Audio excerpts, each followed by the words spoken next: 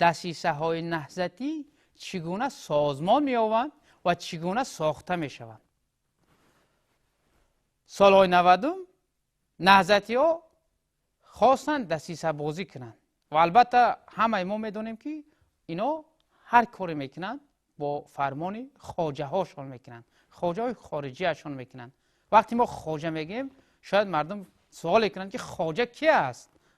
بیننده عزیز، خواجه نهضتی ها اون همون نفرایی هستند که این نهضتی ها را اونقدر منقورت کردند، اونقدر تابع خود کردند که چیزی همون خواجهش میگوید نهضتی همون را اجرا میکنند. اگر خواجهش گفت که بر ضد پدرت فعالیت بر، یعنی بر ضد گفته های پدرت عمل کن، این نهضتی ها همون کار میکنند.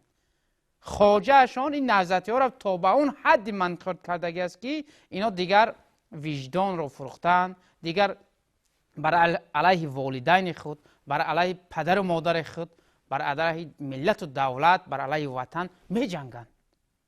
تا این درجه اینا منقور شده هستند و به همین خاطر اینا را اون زمان خواجه های خارجیشان استفاده می بردند.